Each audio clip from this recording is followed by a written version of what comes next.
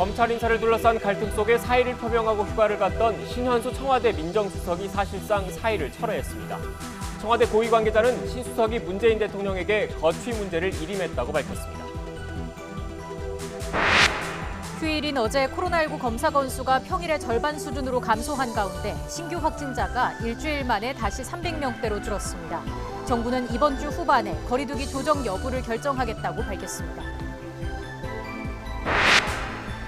의료법 개정안에 반발하는 의사협회가 총파업을 경고한 가운데 정치권에서도 공방이 이어지고 있습니다. 민주당은 불법 집단 행동에 단호히 대처하겠다고 밝힌 반면 국민의힘은 왜 하필 지금 의사들의 심기를 건드리냐고 비판했습니다. 최근 2년간 산업재해가 자주 발생한 포스코건설과 쿠팡, CJ 대한통운 등 9개 회사 대표들이 참석한 가운데 국회에서 산재청문회가 열리고 있습니다.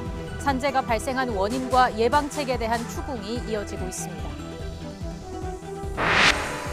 어제 경북 안동과 예천, 충북 영동 등에서 동시다발적으로 발생한 산불이 대부분 진화되거나 큰 불길이 잡혔습니다. 일요일쯤 비나 눈이 내리기 전까지 추가 발생 위험이 커 산림당국에 비상이 걸렸습니다. 미얀마 군부의 무차별 총격으로 최소한 4명이 숨진 가운데 오늘 미얀마 전역에선 쿠데타에 반발하는 총파업이 진행되고 있습니다. 군부가 유혈 진압 가능성을 시사하면서 긴장이 높아지고 있습니다. 더 뉴스 60초 뒤에 계속됩니다.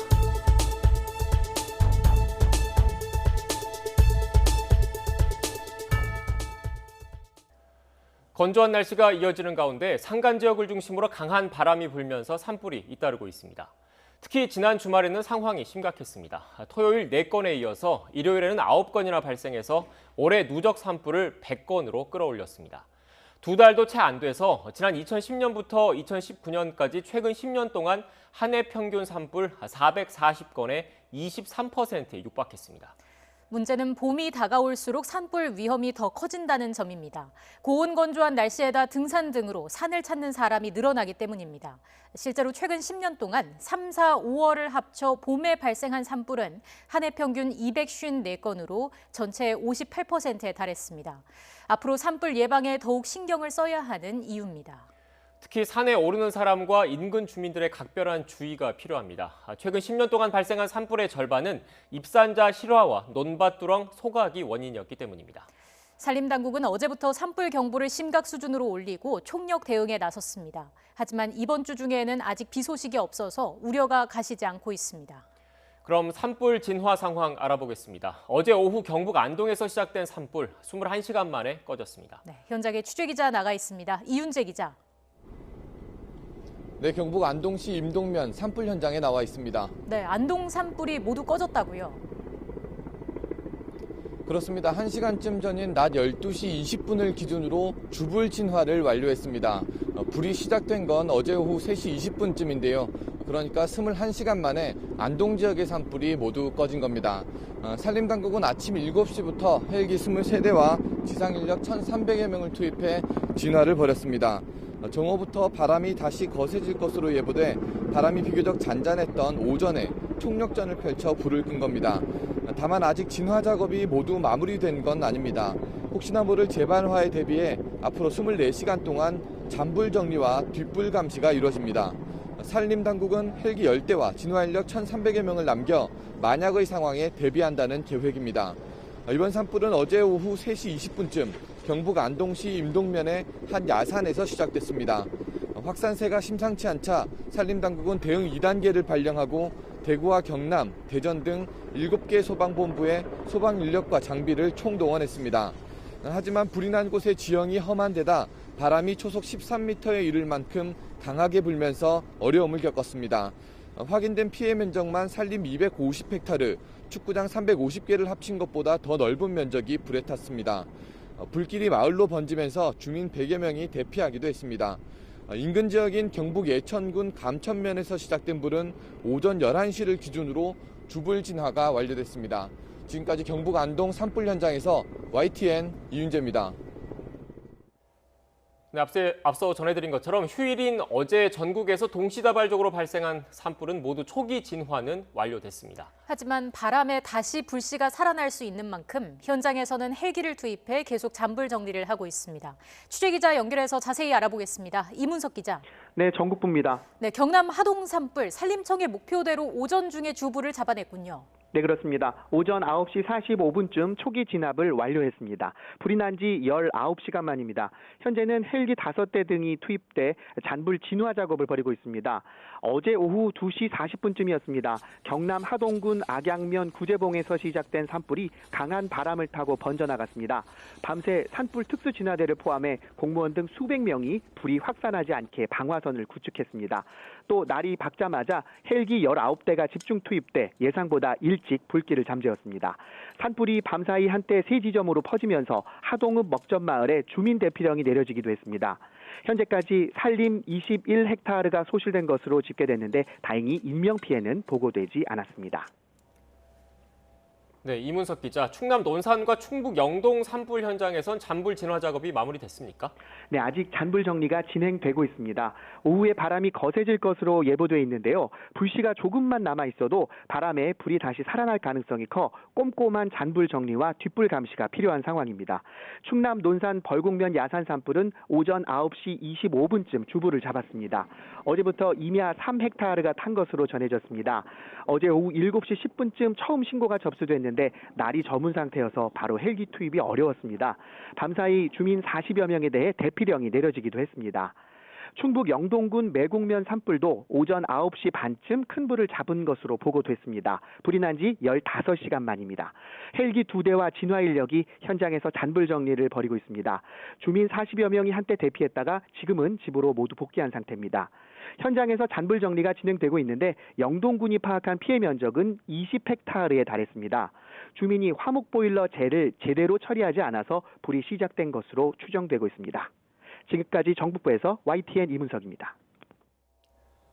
앞서 보신 것처럼 경남 하동 등의 산불 재난 위기 경보 심각 단계가 발령된 가운데 지금도 잔불 정리가 이어지고 있습니다. 어제부터 벌어진 긴박한 상황, 시청자께서 YTN에 보내주신 제보 영상에 그대로 담겨 있습니다. 지환 기자가 정리했습니다. 경북 예천에서 영주로 넘어가는 도로, 강풍을 타고 불길이 산 여기저기로 넘어갑니다. 바람이 금방 확 넘어갔어. 아이고 저까지 갔어 저기. 세상에. 도로 양옆은 이미 모두 타고 있습니다. 차 안에까지 열기가 스며듭니다. 야 이거 큰일 났다 이거 어디 가노 우리. 와 빨리 가요 큰일 났다. 세상에 아이고 뜨거워리. 되게 뜨거워 지금. 아 이거 절단 났다 이거 절단 났다. 어마어마한 연기가 하늘을 집어삼킬 듯 퍼집니다. 헬기 한 대가 다가와 물을 뿌려보지만 소용이 없습니다. 부대가 역부족이니까. 산 아래서 바라보는 주민도 안타깝기는 마찬가지. 접수한 지 얼마나 됐길래 저렇게 불길이 차라리 치솟는데. 하늘까지 붉게 물들었습니다. 영상 속 바람 소리도 어마어마합니다. 불길을 뚫고 차량이 넘어갑니다. 매캐하게 꽉 들어찬 연기. 얼마나 놀랐는지 숨을 헐떡입니다. 와, 이게 뭐야 이게? 지난주부터 강원도에서 시작해 전국 곳곳에서 이어지는 대형 산불. 건조한 날씨와 강풍을 타고 확산하는 산불 위력은 YTN 시청자 제보 영상으로 다시 한번 확인되고 있습니다. YTN 지환입니다. 사퇴 입장을 고수하고 휴가에 들어갔던 신현수 청와대 민정수석이 사실상 사의를 철회했습니다. 신 수석은 휴가에서 복귀한 뒤 자신의 거취를 문재인 대통령에게 일임하겠다고 밝혔습니다. 청와대 취재기자 연결해서 자세한 소식 알아보겠습니다. 홍선기 기자. 네, 청와대입니다. 네, 신 수석이 거취를 일임했다고 하는데 결국 사의를 접은 걸로 보면 되는 거겠죠? 네, 그렇게 보면 될 것 같습니다. 정만호 청와대 국민소통수석은 신현수 민정수석이 오늘 휴가에서 복귀한 뒤에 자신의 거취를 문재인 대통령에게 일임했다고 밝혔습니다. 또 거취를 일임하는 것과 동시에 최선을 다해서 직무를 수행하겠다고 말했다고 덧붙였습니다. 정만호 수석은 그러면서 신현수 민정수석이 오늘 아침 문 대통령 주재의 티타임에 참석을 했고 오후에 열리는 수석 보좌관 회의에도 참석할 것이라고 전했습니다. 사실상 사의를 접고 업무에 복귀했다고 보면 될 것 같습니다. 사의 철회가 아니라 거취를 일임했다는 표현 때문에 문 대통령이 사의를 수용할 가능성도 있는 것 아니냐는 해석도 나왔는데요. 이와 관련해 청와대 고위 관계자는 신 수석이 사의를 표명한 걸 문 대통령이 반려했고 이후에 거취를 일임한 것이기 때문에 일단락이 된 것으로 봐야 한다고 설명했습니다. 문 대통령이 사의를 반려한 상황에서 거취를 일임한 문정수석을 해임할 가능성은 없다는 뜻으로 풀이됩니다. 이 관계자는 또 신 수석이 휴가 중이던 주말 동안에 검찰의 후속 인사에 대해서도 협의를 하는 등 민정수석 업무를 진행했다고 밝혔습니다. 또 일부 언론에서 박범계 법무부 장관이 재가도 받지 않은 상태에서 검찰 인사를 발표했다고 보도한 것은 사실이 아니라고 거듭 부인했습니다. 이와 함께 신 수석이 박 장관에 대한 감찰을 요구했다는 보도 역시 신 수석이 직접 부인한 것으로 확인됐습니다. 신현수 수석이 장고 끝에 자신의 거취를 문 대통령에게 일임하는 형식으로 민정수석 사의 파동은 일단 수습되는 모습입니다. 그러나 사의 표명과 반려가 반복되고 이를 두고 청와대 내부와 여당 안에서까지 바람직하지 않다는 비판이 이어진 만큼 파장은 쉽게 가라앉지 않을 가능성이 커 보입니다. 지금까지 청와대에서 YTN 홍성기입니다.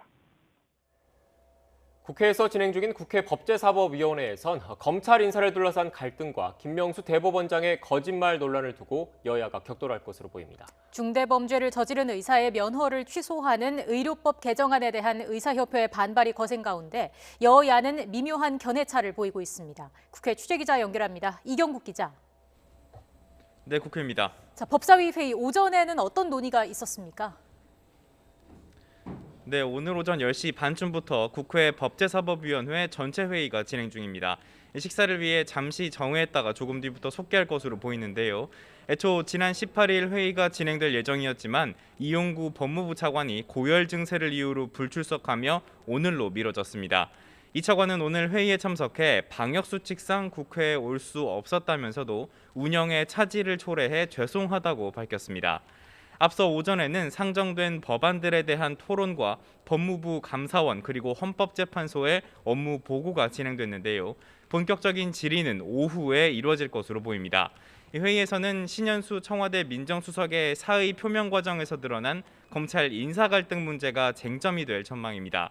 국민의힘은 구체적인 인사안 보고 과정을 낱낱이 밝히고 정권 내 라인 다툼으로 인한 것은 아닌지 등도 추궁한다는 계획입니다. 이와 함께 사법농단에 연루된 임성근 부장판사의 사표 수리를 거부하는 과정에 대해 거짓말을 했다는 논란이 불거진 김명수 대법원장에 대한 비판도 이어질 것으로 보입니다. 반면 민주당은 법관 탄핵 결정에 대한 정당성을 재차 강조하며 맞설 것으로 보이고요. 또 개발 특혜 의혹이 제기된 국민의힘 이주환 의원과 편법 증여 의혹으로 국민의힘을 탈당한 전복민 의원 등에 대한 정부 차원의 적극적인 대응도 주문할 계획입니다. 네, 다른 소식도 알아보죠. 이른바 의사면허 취소법을 놓고 의료계의 반발이 거센데 정치권은 어떤 입장을 보이고 있습니까? 네, 지난 19일입니다. 금고형 이상의 범죄를 저지른 의사의 면허를 취소하도록 하는 의료법 개정안이 국회 보건복지위원회를 통과했습니다. 이 법안은 법사위를 거쳐서 오는 26일 본회의에 오를 전망인데요. 이를 두고 의사협회가 총파업을 언급하는 등 거세게 반발하고 있습니다. 이에 대해 민주당은 법안 개정이 지극히 상식적이라는 입장입니다. 이낙연 대표는 아침 회의에서 이 변호사나 회계사도 금고 이상의 형을 받으면 자격을 박탈하거나 정지한다며 다른 직종과의 형평성과 의료계의 특수성 등을 고려해 개정안을 의결한 것이라고 설명했는데요. 의협의 백신 접종 협력 중단 가능성과 총파업 언급에 대해서는 단호한 대응을 강조하기도 했습니다. 들어보겠습니다. 국민의 동의를 얻기 어려울 것입니다. 만약 불법적인 집단행동을 한다면 정부는 단호히 대처하는 것이 마땅하다고 생각합니다. 네, 반면 국민의힘은 왜 하필 지금이냐는 반응입니다. 코로나19 확산으로 의사들의 도움이 절실한 지금 굳이 법을 고쳐야 하느냐는 겁니다. 역시 들어보겠습니다. 코로나 사태가 계속 지금 진행 중에 있는 과정이고 의사들의 협조가 절대적으로 필요한 시기에 의사들의 심기를 건드리는 그러한 법을 왜 시도하는지 잘 납득이 안 갑니다. 네, 다만 법안 취지에는 공감한다는 의견도 있는데요. 국회 보건복지위 국민의힘 간사인 강기훈 의원은 YTN과의 통화에서 법안 내용에 합리적인 측면이 있다며 의사들의 반발이 형평성 차원에서 국민적 공감대를 얻을 수 있겠느냐고 지적하기도 했습니다. 지금까지 국회에서 YTN 이경국입니다. 오늘 오전 검찰 중간 간부 인사를 위한 법무부 검찰 인사위원회가 열렸습니다. 인사안은 오늘 발표될 것으로 알려졌습니다. 앞서 조남관 대검찰청 차장검사는 인사위원회에 참석하기에 앞서 중요 사건 수사팀을 유지하고 임의적인 핀셋 인사를 하지 말아달라고 법무부에 강력히 요청했다고 밝혔습니다. 조 차장의 말을 직접 들어보시겠습니다. 대검에서는 지금 현재 진행되고 있는 중요 사건의 수사팀, 대검이나 중앙지검 보직부장들의 현 상태 유지와 그리고 빈 공석, 사직으로 발생한 그 공석을 채우는 하고 의무적인 핀셋 인사는 하지 말 것을 강력히 지금 요청을 한 상태입니다. 더 이상 인사와 관련돼서 의견이 좀 대립되지 않고 법무부와 대검의 안정적인 협력 관계가 회복되어서 국민들의 심려를 더 이상 끼치지 않았으면 하는 바람입니다. 네. 오늘 국회에선 포스코와 쿠팡 등 9개 회사 대표들이 참석한 가운데 산업재해 청문회가 열리고 있습니다. 청문회에 참석한 포스코의 최정우 대표이사는 노력하고 있지만 아직 부족한 부분이 많다면서 국민과 유족들에게 사죄했습니다. 직접 들어보시겠습니다. 거의 대부분이 기본 안전수칙이 지켜지지 않은 것이거든요. 그런 것들이 주요 원인이고, 두 번째는 그 하청업체, 수급업체 근로자 사망 비율이 상당히 높다는 겁니다. 최근 연이은 사고에 대해서 국민 여러분께 심려를 끼치는 데서 대단히 죄송하게 생각하고 또 이 자리에서 유족분들께 진심으로 사죄드립니다. 오늘 의원님들 말씀을 듣고 안전 최우선 경영에 반영하여 무죄의 사업장을 만들도록 하겠습니다.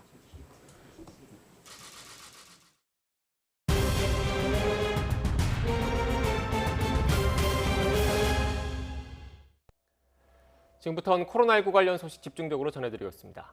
코로나19 신규 확진자가 332명으로 일주일 만에 300명대로 다시 내려왔습니다.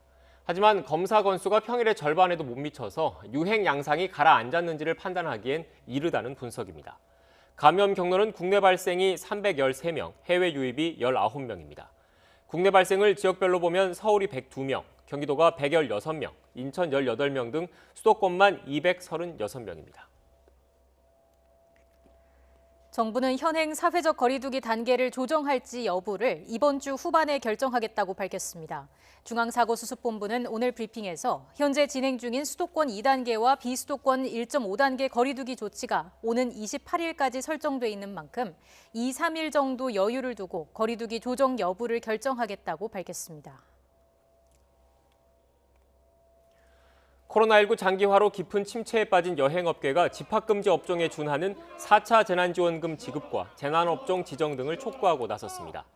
국내 여행사들로 구성된 여행업 생존 비상대책위원회는 오늘 오전 서울 청와대 분수대 앞에서 기자회견을 열고 매출 제로 상태로 1년을 견뎌온 여행업계가 생존 절벽에 다다랐다면서 정부 지원을 촉구했습니다. 비대위에 따르면 등록 여행사의 4분의 1가량이 휴업 또는 폐업 상태입니다.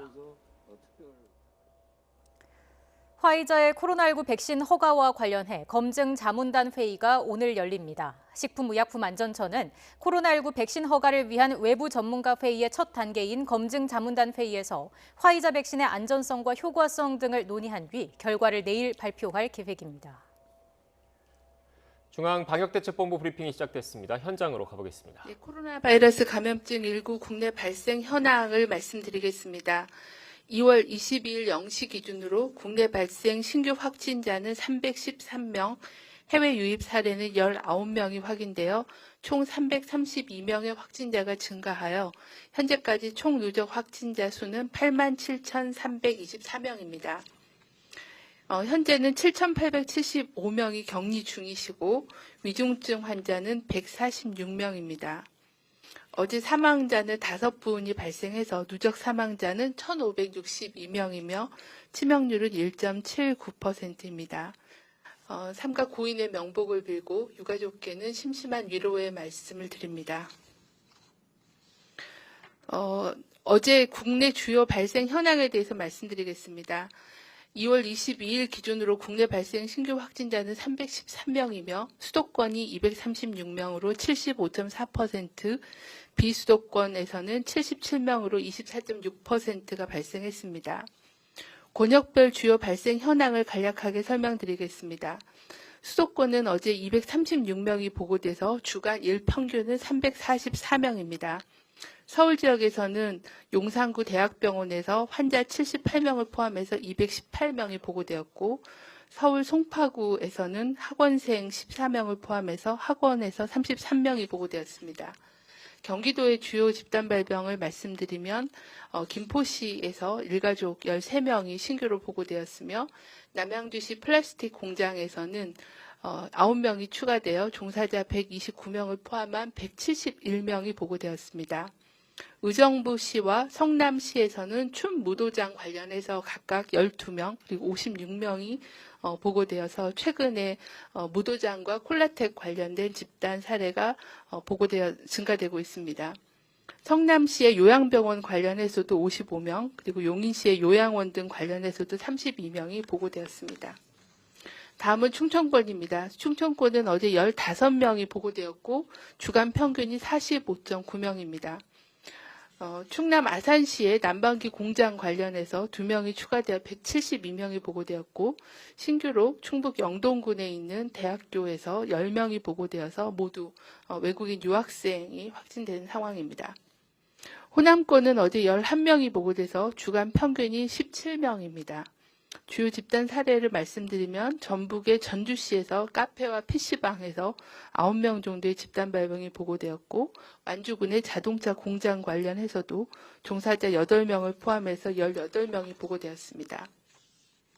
다음은 경북권입니다. 경북권은 15명이 어제 보고돼서 주간 평균은 22명입니다. 주요 집단 발병 사례는 경북의 의성군에 있는 3개 가족과 의성군 온천 그리고 동호회가 관련돼서 62명까지 확진자가 보고된 상황입니다. 다음은 주간 발생 동향에 대해서 설명을 드리겠습니다.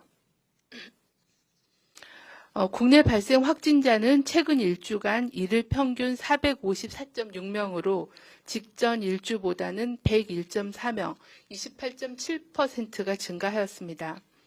해외 유입 확진자는 최근 일주간 일일 평균 27.6명으로 계속 30명 이하를 유지하고 있습니다. 권역별로는 수도권은 3주 연속 증가세를 보여주고 있고 일주간 일일 평균 확진자 수가 300명이 넘었습니다. 비수도권의 경우에는 충청권은 전주 대비해서 3.5배로 증가하였고 호남, 경북, 경남권에서도 약간 증가한 상황입니다. 지난 한 주간 발생한 확진자의 감염 경로를 보면 선행 확진자의 접촉이 32.4%, 집단 발생이 27.7%였습니다. 지난주에는 병원 및 요양시설에서의 그 확진자 발생이 전주 대비 2배 증가해서 전체 유행의 12%, 약 404명이 병원 및 요양시설 등에서 발생하였습니다. 감염 경로 조사 중인 사례는 740명으로 전체 확진자의 21.9%입니다. 신규로 발생한 집단 발생 관련해서는 총 20건이 보고되었습니다. 가족 및 지인 모임이 6건으로 많았고 사업장도 5건이었습니다. 병원 및 요양시설이 3건, 그리고 다중이용시설도 식당, 온천 관련해서 3건, 그리고 학원 등 교육시설에서 2건, 그리고 종교시설도 1건 보고되었습니다. 위중증 환자 및 사망자 수는 1월 초 이후에 지속적으로 감소 중에 있습니다. 치명률도 지난주 대비해서 1.79%로 약간 감소하였으나 80대 이상 어르신들의 치명률은 여전히 20%가 넘어 높은 수준을 보여주고 있습니다. 지난주에 사망자는 총 39명이 보고되었습니다. 이 중에서 80대 이상 어르신이 20명, 51.3%로 가장 많았습니다. 사망자의 추정 감염 경로는 시설 및 병원에서 노출되신 분이 43.6%로 다수를 차지하고 있는 상황입니다. 다음은 코로나19 변이 바이러스 확인 상황에 대해서 말씀드리겠습니다. 2월 20일 기준으로 총 85건에 대해서 검사가 진행이 되었습니다. 85건에 대해서는 76건은 변이 바이러스가 없는 걸로 확인이 되었고, 이 중 9건에서 변이 바이러스를 확인하였습니다. 이에 따라 10월 이후 현재까지 확인된 변이 바이러스는 총 128건이며 이 중에 영국 변이 바이러스가 109건, 남아공 변이 바이러스가 13건, 브라질 변이 바이러스가 6건이 보고되었습니다. 신규로 확인된 9명의 변이 바이러스 감염자 중에는 6명은 해외 유입 사례이고 3명은 국내 감염이었습니다.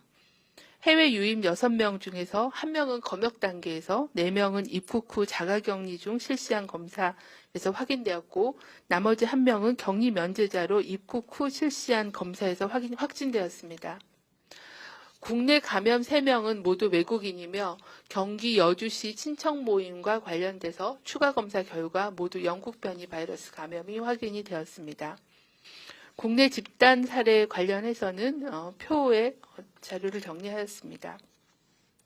방역당국은 해외 입국자에 대한 방역 강화 등 변이 바이러스 감시 및 분석 확대를 지속하고 있습니다. 해외에서 입국한 자가격리 대상자 및 동거가족은 격리 해제 시까지 자가격리 생활수칙을 철저히 지켜주실 것을 다시 한번 당부드립니다. 지난주 인플루엔자 발생 동향은 유행 기준 이하 수준을 계속 유지 중에 있습니다. 다음은 최근의 감염 확산의 위험 요인과 당부사항에 대해서 말씀드리겠습니다. 첫 번째 위험 요인은 사업장 및 의료기관을 통한 집단 발생이 지속적으로 증가하고 있는 위험입니다. 최근 제조업 그리고 육가공업 등의 사업장과 의료기관에서의 집단 발생이 증가 추세에 있습니다. 특히 산업단지 내에서 집단 감염이 신규로 발생하였고 의료기관의 경우는 간병인, 환자, 가족 등으로 인한 지역사회 전파로 이어지고 있습니다. 정부는 고위험 사업장에 대한 점검을 강화하여 점검 대상을 기존의 농업 분야 사업장에서 전국의 감염 취약 사업장, 건설 현장 약 1,000개소로 확대하여 현장 점검을 강화하겠습니다. 또한 1:1 비대면 실태 점검 등을 추진하고 외국인 근로자에 대한 방역 관리도 실시하도록 하겠습니다.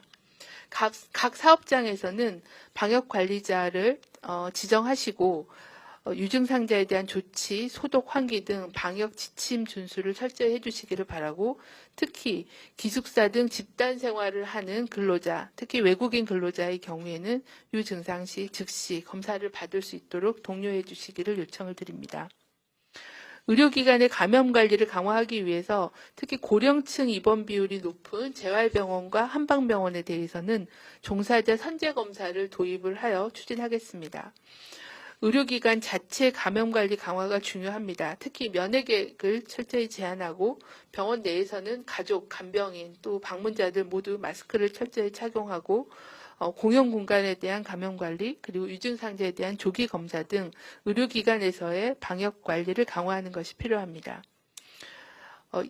병원급 보건의료인에 대해서는 상급 종합병원과 병원급에 대해서는 3월 8일부터 아스트라제네카 백신을 이용한 접종을 시작할 예정입니다. 또한 코로나19 확진자 치료병원 의료진에 대해서는 2월 27일부터 화이자 백신을 이용한 예방접종 등을 추진하겠습니다. 두 번째 위험 요인은 사회적 거리두기 완화와 설 연휴와 관련된 집단 발생 위험 증가입니다. 특히 유흥시설이 개소가 되고 운영시간이 10시로 확대되는 등 사회적 거리두기가 완화됨에 따라 다중이용 시설에서의 집단 감염 발생의 우려가 커지고 있습니다. 유흥시설, 다중이용시설 거리두기 단계 완화에 따라 방역수칙 이행에 대한 현장 점검을 강화하고 위반 업체에 대해서는 조치를 강화하겠습니다. 또한 감염 취약시설인 요양병원 시설 등에 대해서는 65세 미만 입소 입원자 또 종사자에 대한 예방접종을 2월 26일부터 시작합니다. 이상 반응에 대한 관리, 철저히 하도록 하겠습니다. 또한 65세 이상에 대해서는 예방접종이 이루어지지 않기 때문에 종사자에 대한 주기적인 선제검사와 방역수칙 준수에 대한 지도는 지속적으로 추진하겠습니다. 또한 미인과 교육시설 등 방역 사각지대를 적극적으로 발굴하고 외국인 커뮤니티에 대한 방역관리 강화, 또 다국어 방역수칙과 검사를 받을 수 있는 곳에 대한 안내를 강화하도록 하겠습니다. 세 번째는 변이바이러스에 대한 위험입니다. 전 세계적으로 변이바이러스 발생 국가가 증가하고 있고 국내에서도 해외 유입 그리고 또 해외 유입 관련된 국내 사례가 128건까지 증가하였습니다. 또한 최근에 알려진 그 영국이나 남아공, 브라질 변이바이러스 이외에 일본이나 미국에서도 다양한 변이바이러스가 보고되고 있어서 이러한 바이러스의 국내 유입 가능성도 있는 상황입니다. 정부는 2월 24일부터 모든 해외 입국자를 대상으로 내외국인 모두 PCR 음성 확인서 제출을 의무화합니다. 또한 입국 당일 그리고 격리해제 전 검사를 시행해서 총 3번의 검사를 통해서 확진자를 조기에 발견하도록 하겠습니다. 또한 시군구별 해외 입국자 관리 책임관을 지정해서 자가격리가 철저히 이루어지도록 관리를 강화하겠습니다. 해외 유입 확진자에 대해서는 교차 감염 및 병원 감염을 예방하기 위해서 전수 1인실 격리를 추진하고 변이 바이러스에 대한 분석을 확대하도록 하겠습니다.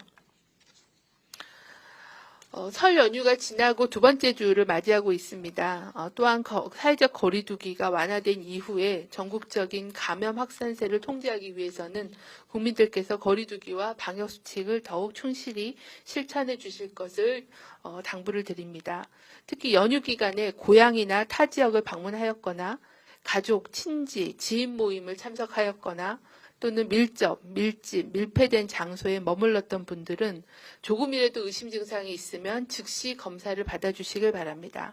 또한 앞으로 한 주 동안에는 잠복기일을 고려해서 모임이나 약속을 자제해 주시길 바랍니다. 셋째는 마스크를 상시 착용해 주시고 손 씻기를 준수해 주시기를 요청을 드립니다. 나와 내 가족이 안심하고 예방접종을 받을 수 있고 또 3월 학교 생활을 시작할 수 있도록 국민 여러분들께서 한 번 더 힘을 모아 거리두기와 방역수칙을 잘 이행해 주실 것을 요청을 드립니다. 다음은 예방접종 준비 상황에 대해서 설명을 드리겠습니다. 2월 26일 국내에 처음으로 도착하는 코박스 화이자 백신 5만 8천 명분은 2월 27일부터 코로나 환자를 치료하는 치료병원 종사자 약 5만 5천 명에게 접종을 시작합니다. 이번 화이자 백신의 접종은 중앙 및 각 권역별 코로나19 예방접종 센터에서 실시하고 예방접종 센터 방문에 따른 코로나19 진료 공백을 최소화하기 위해서 접종 대상자가 120명이 넘는 감염병 전담병원은 자체 접종을 진행하게 됩니다. 예방접종은 중앙예방접종센터, 권역 및 지역예방접종센터, 자체 접종 의료기관 순으로 이루어질 예정입니다. 아무래도 처음 도입한 백신이기 때문에 또한 냉동 백신에 대한 관리에 대한 난이도가 있어서 화이자 백신의 접종을 안전하게 실시할 수 있도록 자체 접종 의료기관은 예방접종센터에서 현장 교육에 참여하도록 하여 관리하도록 하겠습니다. 아스트라제네카 백신 예방접종은 2월 26일 오전 9시부터 시작할 예정입니다. 국내 생산 위탁업체인 SK바이오사이언스에서 약 75만 명분이 2월 24일부터 2월 28일까지 5일간 순차적으로 경기도 이천에 있는 물류센터로 공급됩니다. 이 공급에 따라 의료기관별로 예방접종 백신을 소분하여 2월 25일부터 28일까지 전국의 보건소와 요양병원에 운송할 예정입니다. 입원 환자 및 종사자 대상 접종을 실시하는 요양병원과 요양시설의 접종을 담당하는 의료기관은 위탁의료기관의 계약 체결을 이번 주에 완료해야 되고 이를 위해 사전 교육을 이수하셔야 합니다. 안전한 예방접종을 위해 각 지자체가 위탁의료기관을 대상으로 사전 점검을 실시할 계획입니다.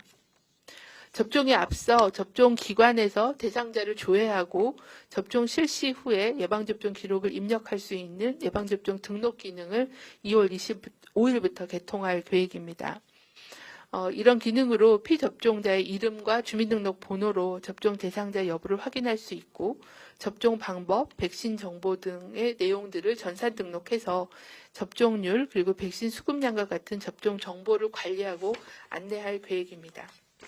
이상입니다. 네, 지금부터 기자님들 질문에 답변 드리는 시간 갖겠습니다. 네, 지금까지 중앙방역대책본부 브리핑 들었습니다. 주요 발생 현황 등에 대한 설명이 있었고 변이 바이러스와 관련해서 추가 사례가 확인됐습니다. 일단 9건이 추가로 확인돼서 현재까지 총 128건이 변이 바이러스에 국내에서 감염된 것으로 파악이 됐습니다. 그리고 관심을 모으고 있는 아스트라제네카 백신 접종은 나흘 뒤죠. 오는 26일 오전 9시부터 접종을 시작하겠다라는 내용이 있었습니다. 보다 자세한 내용은 전문가와 함께 바로 짚어보겠습니다. 네, 신사격 감염내과 전문의 나오셨습니다. 어서 오십시오. 네, 안녕하세요. 네, 안녕하세요. 지금 먼저 신규 확진자 이야기부터 좀 해보겠습니다. 300명대로 줄었습니다만 주말 영향도 있을 텐데 현재 추이 어떻게 보시나요? 이제 확진자 수 추이라는 거는 뭐 주말에 검사 건수가 줄어들거나 어떤 집단 발생이 갑자기 나타나서 이제 확진자 수가 늘어나게 되면 이제 요동을 칠 수밖에 없는데요. 네. 지금 이제 이런 상황에서 사실 중요한 건 그럼 앞으로 유행이 어떤 상황, 어떤 방향으로 갈 것이냐 이제 이런 건데 이런 여러 가지 이제 지표들 중에서 그 미래를 좀 예측할 수 있는 그런 지표 중에 이제 가장 뭐 간접적이지만 중요한 지표가 이제 이동량 변화라고 볼 수 있습니다.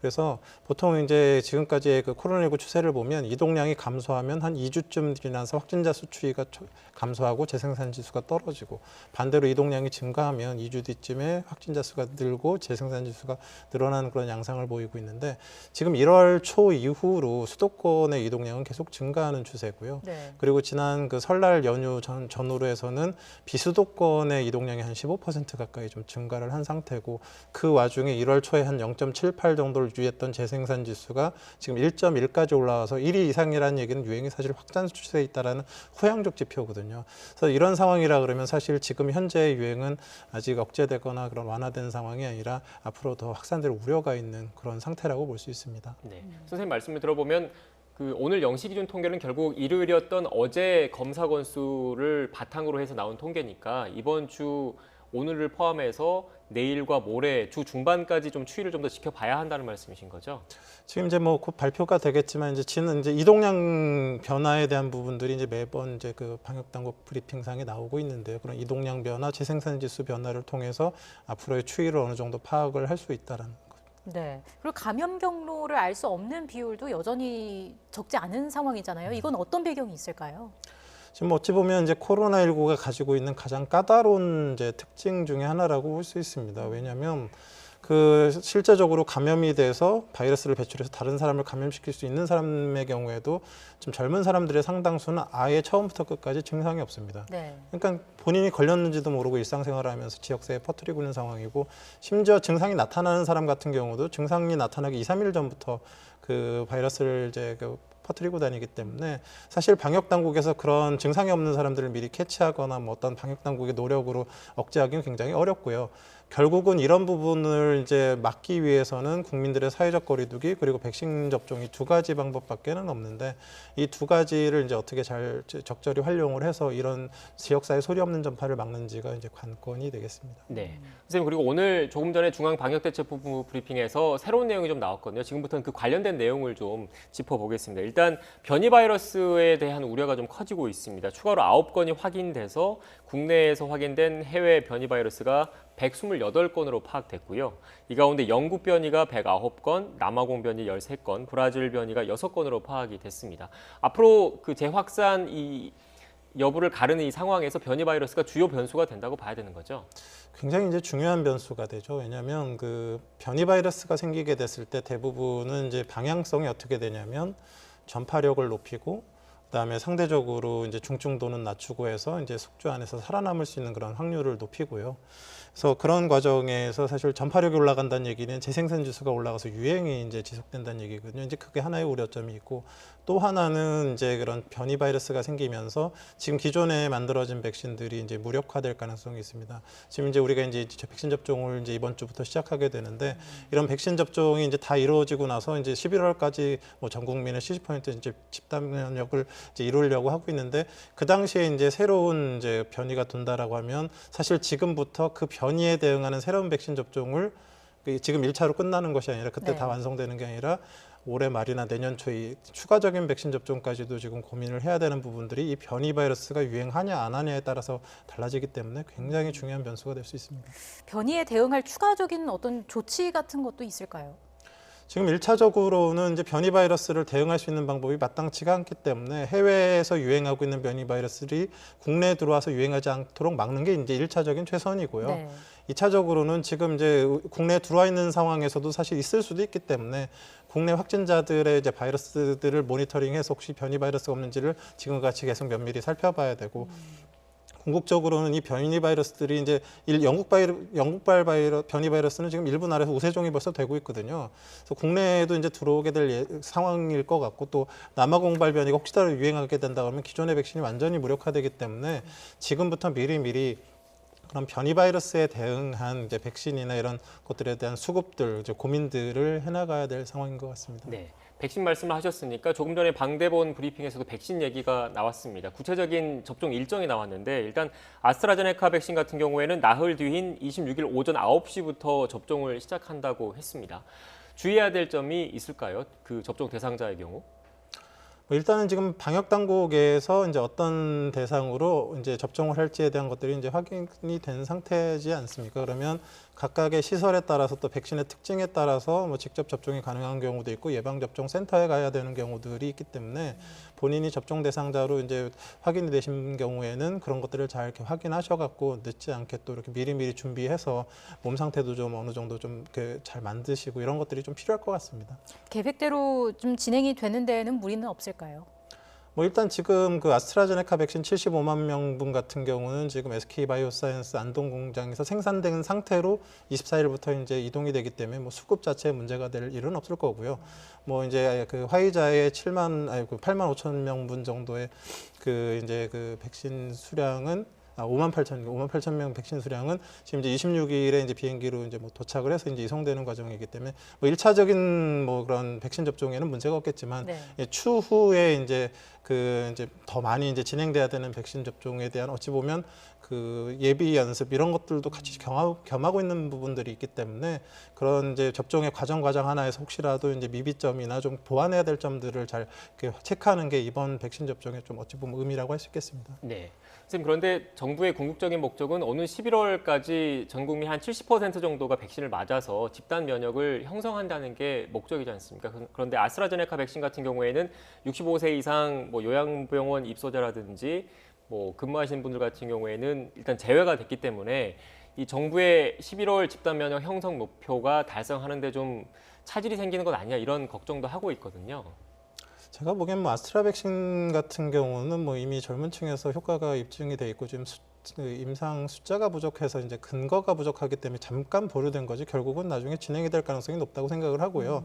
지금에서 중요한 거는 이제 백신 접종을 얼마나 빨리 광범위하게 해서 최대한으로 집단 면역을 만드느냐가 지금 관건이거든요. 왜냐하면 변이 바이러스가 들어오기 시작하면 사실 기존의 백신이 굉장히 무력화될 가능성이 높고 사실 다시 접종을 해서 그 집단 면역을 만들어야 될 상황이 벌어지게 되는데 문제는 그런 변이 바이러스가 들어오기 전에 우리나라 내부적으로 이런 유행이 컨트롤되지 않는 상황에서 변이 바이러스가 들어오게 된다 그러면 더 큰 문제가 될 수 있기 때문에 지금은 최대한으로 어떤 백신이든 빨리 맞고 최대한 집단 면역을 형성을 해서 이후에 혹시라도 변종이나 변이 바이러스가 들어오더라도 그거를 좀 안전한 상황에서 대응할 수 있는 그런 상황들을 만드는 게 지금 중요하다고 생각을 합니다. 네, 선생님, 그런데 제가 이 질문을 드린 게 오는 11월 전 국민 70%의 그 집단 면역 형성이 목표라는 게 맞는 백신이 100% 효과를 낸다라는 전제하에 나오는 계산이지 않습니까? 그런데 이 백신마다 물론 화이자 백신, 모더나 백신, 아스트라제네카 백신마다 효과가 좀 차이가 있지만 예방률을 놓고 봤을 때 전부 다 100%인 백신은 없거든요. 그렇다면 그걸 계산을 했을 경우에 전 국민 70% 오는 11월 목표 달성이 사실상 힘들어지는 것 아니냐. 그것보다 더 많은 사람이 많은 국민이 백신을 맞아야지만이 그 70% 안팎의 집단 면역 형성률에 도달할 수 있다. 이런 지적을 하시는 분들도 계시더라고요. 백신의 이제 효능과 효과 이런 차이가 좀 있습니다. 그러니까 지금 그 뭐 화이자 백신은 뭐 95%든 뭐 94% 이렇게 나오는 건 효능입니다. 이제 가장 아이디어한 좋은 조건에서의 이제 방어력을 얘기하는 거고요. 실제적으로 개개인이 이제 접종을 했을 때의 효과는 뭐 그렇게 높게 나타나지 않을 거거든요. 그렇기 때문에 이제 접종을 최대한으로 많이 해서 이제 70% 접종을 한다고 해서 70% 방어력이 형성되는 건 아닐 거고요. 네.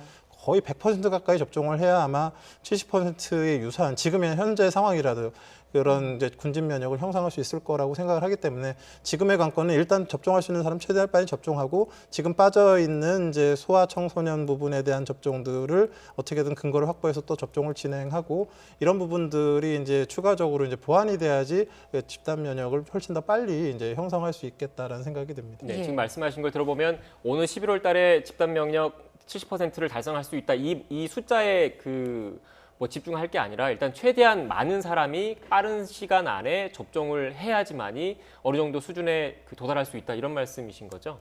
제일 걱정하는 건 변이 바이러스가 유행하기 전에 최대한 빨리 많이 접종했으면 좋겠고요. 변이 바이러스가 유행하는 순간 접종이 지금 뭐 접종의 효과가 뭐 반 아래로 뚝 떨어질 것이기 때문에 집단 면역 형성 자체가 불가능해질 수 있습니다. 그러니까 불가능해지기 전에 우리나라에서 어떻게든 그런 유행을 최대한으로 억제하고 코로나 이전 일상 비슷하게 돌아간 상태여야만 어느 정도 그 시간적 여유와 대응의 여유를 가지고 이제 이후의 변이를 이제 대응할 수 있기 때문에 그런 부분이 중요하다고 할 수 있겠습니다. 지금 저희가 그래픽을 통해서 보여드리고 있는데 그런 의미에서 의미 있는 조사 결과가 나온 것 같습니다. 1차 접종 대상자의 10명 가운데 9명은 백신을 맞겠다 이런 의사를 보였는데 뭐 백신 접종에 대한 거부감은 크게 없는 상태라고 보면 될까요?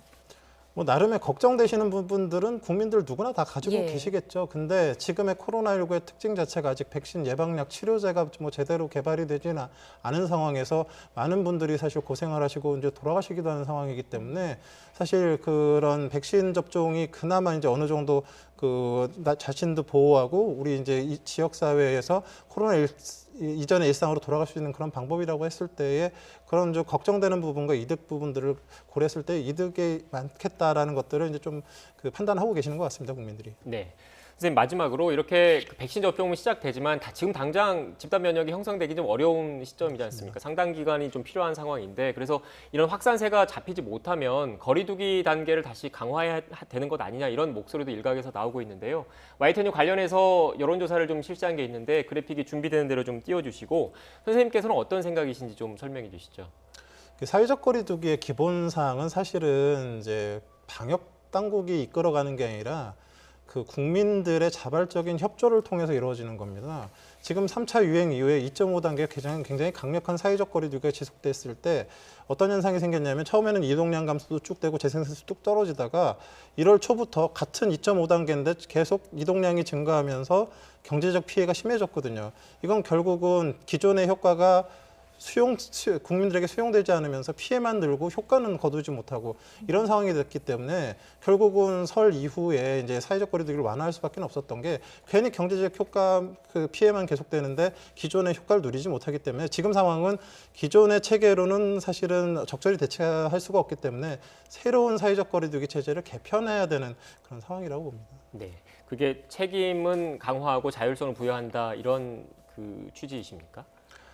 결국은 수용성을 높이기 위해서는 어느 정도 국민들이 받아들일만 하고 견딜만 해야 되는 그런 부분들이 있기 때문에 그런 부분들을 받아들인다 그러면 그런 것들을 했을 때 책임을 올릴 수밖에 없거든요. 그래야만 어느 정도 등가에 효과를 거둘 수가 있기 때문에 근데 만약 뭐 단계를 높인다고 해서 국민들이 그걸 적절하게 따르지 못한다 그러면 이도저도 아닌 상황이 돼버리기 때문에 그런 것까지 고려를 해서 새로운 사회적 거리두기 단계를 만들어야 될 것 같습니다. 네. 일단 정부에서는 이번 주 중에 추이를 좀 본 뒤에 거리두기 단계에 대해서 어떻게 할 것인지 내부적으로 좀 고민을 하고 있는 것 같아서요. 이 부분을 추가적으로 좀 파악해 볼 필요가 있을 것 같습니다. 지금까지 신상엽 감염내과 전문의와 함께 코로나19 관련된 이야기 나눴습니다. 오늘 말씀 고맙습니다. 네, 고맙습니다.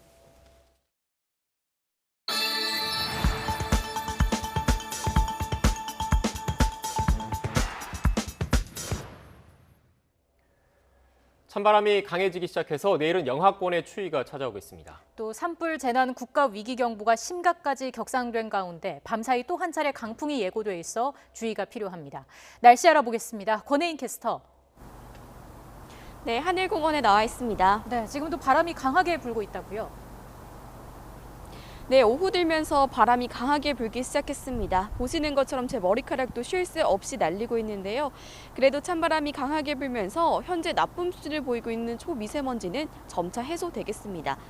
다만 날씨는 무척 추워지겠습니다. 내륙 대부분 지역에 다시 한파주의보가 내려진 가운데 내일 아침에는 영하권의 추위가 찾아올 것으로 보이니까요. 보온에 신경 써주셔야겠습니다.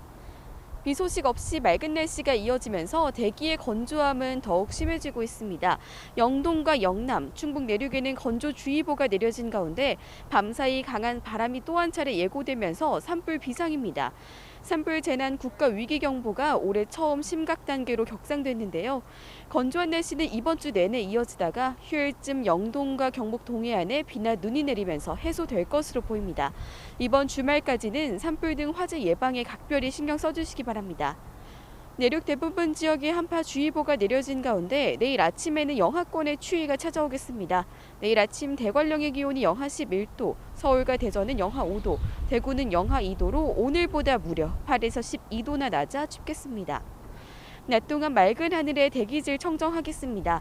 다만 낮 기온은 서울이 5도, 대전 7도, 광주는 8도로 오늘보다 7에서 12도나 낮겠습니다.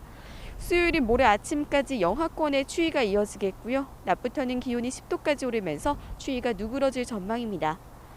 내일 아침 기온이 영하권으로 떨어지면서 하루 사이 기온 변화가 20도 가까이 크게 벌어지겠습니다. 심한 기온 변화의 면역력이 약해지기 쉬운 만큼 건강관리에 더 신경 써주셔야겠습니다. 지금까지 하늘공원에서 YTN 권혜인입니다.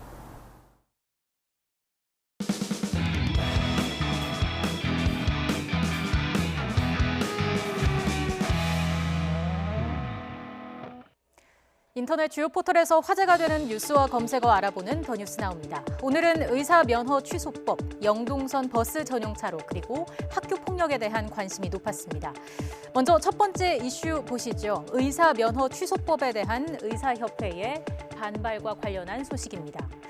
지난 19일 의료법 개정안이 국회 상임위원회를 통과하면서 여당과 의사협회 간의 갈등이 격해지고 있습니다. 현재는 의료법을 위반해 금고 이상의 형을 받을 경우 의사 면허를 취소하도록 하고 있죠. 개정안은 그 범위를 확대했습니다. 의료법 외에 다른 법률을 위반해 금고 이상의 형을 선고받아도 의사 면허를 박탈한다는 내용을 담고 있습니다. 다만 의사의 업무 특수성을 고려해서 업무상 과실치사나 과실치상은 제외했습니다. 하지만 의사협회는 곧바로 과잉 규제라며 강력히 반발하고 나섰습니다. 다음 날 성명에선 총파업까지 예고했습니다. 그리고 다음 날 최대집 의협회장의 경고 수위는 더 올라갔습니다. 법안 처리의 다음 단계인 법사위를 통과할 경우 백신 접종 체계까지 모두 무너질 것이라고 주장했습니다. 여당 위원과 최 회장 사이에선 원색적인 비판이 오갔습니다. 김남국 의원이 백신 접종을 가지고 협박한다며 깡패라는 표현을 쓰자 최 회장은 날강도라고 응수하면서 역겹다라는 표현까지 썼습니다. 여권과 의사협회, 지난해에는 공공의대 설립 등을 놓고 충돌했죠. 코로나19 2차 유행 당시 전공의들까지 집단행동에 동참하면서 몸살을 앓았는데요. 의사 국시를 거부한 의대생의 추가 시험 기회를 주기로 하면서 갈등은 가까스로 봉합된 상황이었지만 의료법 개정안으로 다시 전면화하는 양상으로 치달으면서 우려가 커지고 있습니다. 다음 검색어 보시겠습니다. 영동선 버스 전용 차로에 대한 관심이 높아졌습니다. 영동고속도로 정체의 원인으로 지목되어 버스 전용 차로 구간이 축소 운영된다는 소식에 관심이 집중됐습니다. 영동선의 버스 전용 차로는 지난 2017년 8월 평창 동계올림픽을 앞두고 신갈에서 여주 분기점 사이 41.4km 구간에서 시행됐죠. 대중교통을 활성화하겠다는 취지였는데요. 하지만 이 때문에 일반 차로의 정체가 너무 심해졌다는 불만이 이어져 왔습니다. 이에 개선안이 마련된 겁니다. 오는 27일부터는 버스 전용차로 시행 구간이 신갈에서 호법 분기점 사이 26.9km 구간으로 축소됩니다. 과연 정체 해소에 얼마나 도움이 될지 주목됩니다. 세 번째 검색어 보시겠습니다. 키워드는 수진 학폭입니다. 걸그룹 아이들의 수진이 학교폭력 논란에 휩싸였습니다. 인터넷 커뮤니티에 올라온 글에는 수진이 학교폭력에 가담했다는 주장 등이 담겨 있었는데요. 이 같은 주장에 수진은 어린 시절 호기심에 담배를 피운 적은 있지만 학교폭력과 관련해서는 억울하다는 입장을 밝혔습니다. 한편 배우 서신에도 폭행 피해자라는 폭로가 나온 가운데 자신의 SNS에 변명은 필요 없다는 글을 남겨서 의혹에 힘을 더했습니다. 하지만 수지는 역시 학창 시절 서신혜와 대화를 나눈 적도 없다고 일축했습니다. 양측의 진실 공방은 계속 이어질 수밖에 없는 상황입니다. 여기에 프로야구계에서도 다시 학폭 논란이 터져 나왔습니다. 지난 19일 한화 이글스 소속 선수가 학폭 논란에 휩싸인 데 이어 이번에는 수도권 구단의 선수 2명이 도마 위에 올랐습니다. 두 선수의 고등학교 후배로 함께 야구 생활을 했다고 주장한 A씨가 3년 동안 학폭을 당했다고 폭로한 건데요. 구단은 자체 조사에 들어갔습니다. 의혹이 제기된 투수 2명은 구단 자체 조사에서 혐의를 부인했습니다. 취재기자 연결합니다. 서봉국 기자. 네, 스포츠부입니다. 자, 두 투수 모두 유명 선수인데 고등학교 시절의 후배 선수가 폭로를 했다고요? 그렇습니다. 말씀하신 대로 두 선수 모두 수도권 두 팀의 투수고요. 그 가운데 한 명은 국가대표까지 경험한 스타입니다. 두 개의 구단은 자체 조사 결과 가해자로 지목된 선수가 혐의를 부인하고 있다고 밝혔습니다. 그러면서도 소속 선수와 피해 사실을 얘기한 후배 선수, 학교 측과 연락해서 사실을 파악 중이라고 덧붙였습니다. 고교 시절 야구부에서 뛰었던 A씨는 그제 야구 관련 인터넷 커뮤니티에 고교 1년 선배인 B, C 선수의 폭력에 시달렸다면서 자신의 이름과 선배 2명의 이름을 공개했습니다. 이 학교는 지난 2015년 타이완 전지훈련 중에 가혹행위가 벌어져서 파문이 일었고요. 가혹행위 당사자는 재판을 받았지만 B와 C 선수는 전지훈련 사건과는 무관한 것으로 판명돼 프로에 데뷔를 했습니다. 학교 폭력은 민감하고 아주 신중하게 다뤄야 할 사안입니다. 그런 만큼 두 개의 구단 모두 결론은 내리지 않고 최대한 많은 사람과 연락해서 충분히 조사를 할 계획입니다. 자, 그리고 두 투수에 앞서서 한화 구단 선수도 학폭 의혹이 제기됐었죠. 그렇습니다. 프로배구에 시작한 유명 선수를 향한 학교 폭력 폭로가 야구에서도 이어지는 양상인데요. 이 유망주 선수는 의혹을 부인했고 한화 구단도 어제 사실 입증이 어렵다는 결론을 내렸습니다. 당사자 간의 기억이 명확하게 다르고 근거가 될 수 있는 과거 학폭위 개최 기록이 해당 학교에 없다고 밝혔습니다. 하지만 피해자라고 주장하는 측의 의견도 존중한다면서 모든 절차가 마무리될 때까지 판단을 유보하겠다는 입장입니다. 지금까지 스포츠부에서 전해드렸습니다.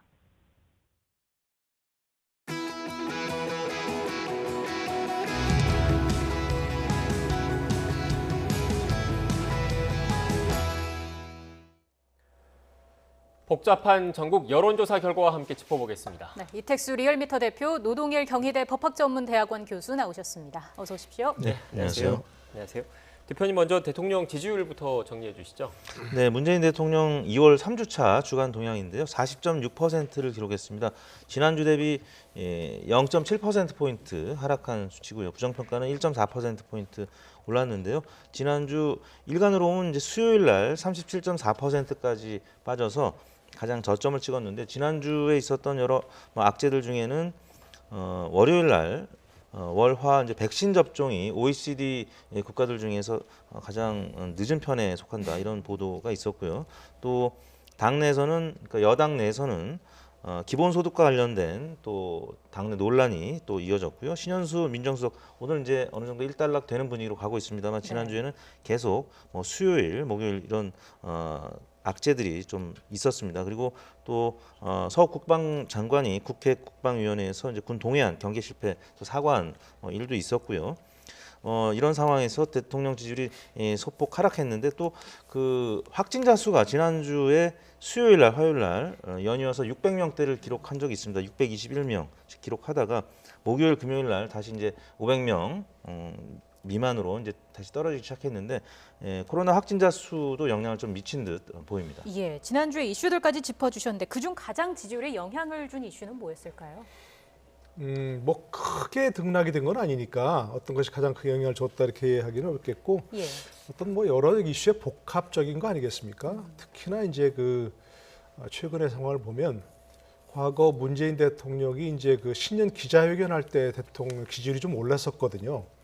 그 이후에 떨어지고 이제 보합세라고 할 수 있는데 그건 왜 그럴까 하는 걸 따져보면 대통령 기자회견 때는 지극히 상식적인 발언을 하셨어요. 윤석열 총장은 문재인 정부의 검찰총장이고 최재형 감사원장에 감사하는 것도 즉 법적인 것이고 이렇게 했기 때문에 많은 국민들이 긍정해서 지지율이 올랐다고 생각이 되거든요. 네.